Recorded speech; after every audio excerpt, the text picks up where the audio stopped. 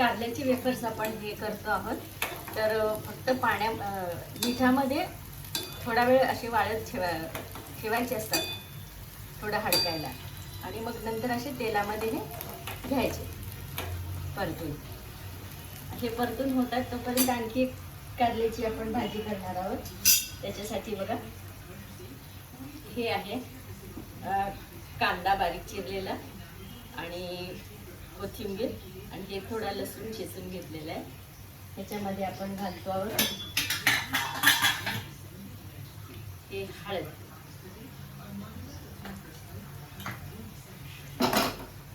अजून हे थोडं मसाल्याचं तिखट, थोडं हे लाल तिखट, आणि हे थोडंसं आपलं मीठ, आणि लिंबू पिळतो ह्याच्यामध्ये आपण.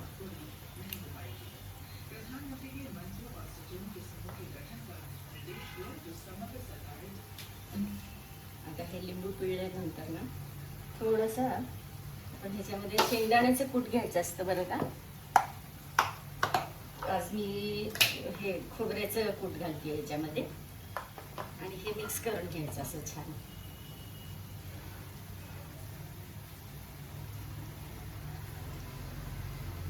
मिक्स करून घेऊन कारल्याला असे हे चीर पाडायची आणि त्याच्यामध्ये भरायचं असेल.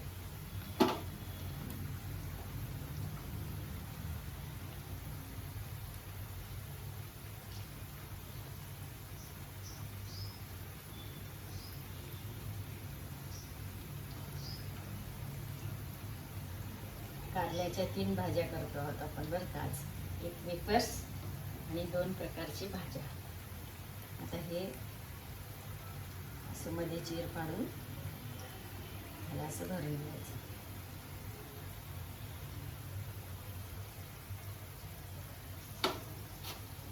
तुम्हाला गोडसर आवडत असेल तर ह्याच्यातच थोडासा गूळ मिक्स केला तरी चालतो.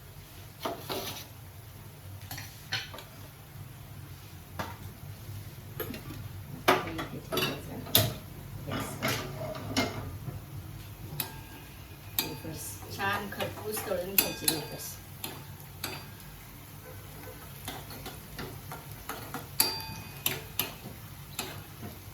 त्याचं पाणी पूर्ण संपेपर्यंत तळून घ्यायचं. आता इथे आपण दुसरी कारल्याची भाजी करतो आहोत. जी आपण भरून घेतलं ना, ते मसाला भरलेला असं ठेवायचे फक्त तेलामध्ये.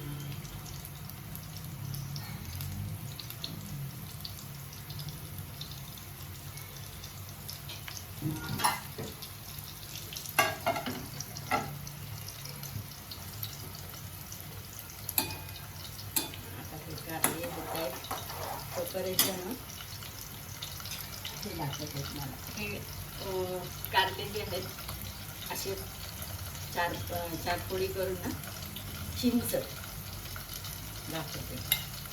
चिंच आणि मीठ घालून उकळून घ्यायचं, छान शिजवूनच घ्यायचं हे अर्ध, आणि मग ह्याची फोडणी करायची. आता हे तळून झाले, हे बाजूला केले की ह्याच कढईमध्ये उकळून घेतलेल्या कारल्याची भाजी करू आपण. हे एवढे तळून घ्यायचे असे ब्राऊन होईपर्यंत. मीठ लावून आपण आधी ठेवलं होतं थोडे 2 तास 3 तास मीठ लावून ठेवलेले कारले आपण असे तळून काढतो. हे वेफर्स आहे कारल्याचे.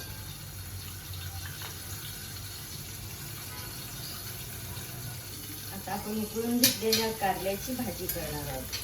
त्याच्यासाठी तेल गरम झालेलं आहे, याच्यामध्ये कांदा कोथिंबीर घालून हे छान थोडंसं नरम करून घ्यायचं.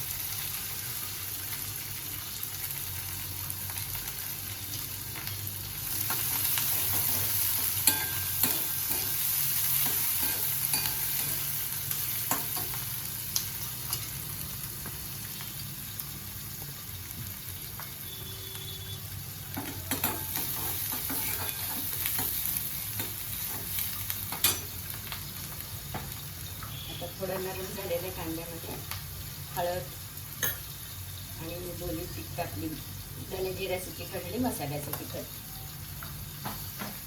आणि हा एवढासा आपला मसाला वाटण, एक व्हिडिओ आहे आपला मसाल्याचा, ते मसाला वाटण घालायचा. आता ह्याच्यात आपण हे घालणार आहोत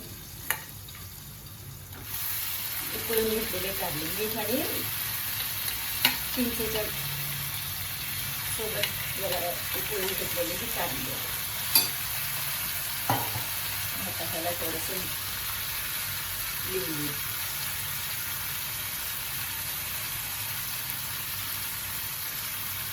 आता हे कमी शिजलेले असतील तर थोडंसं पाणी घालून त्याला आपण शिजवून घेऊ.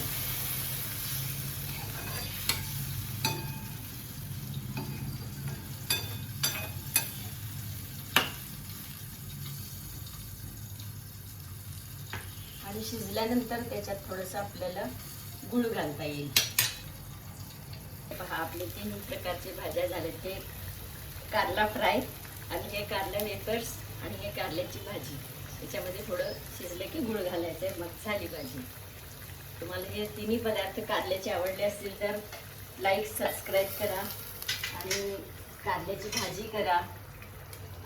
सुंदर आहे भाजी आपली कारल्याची. जय श्री कृष्ण.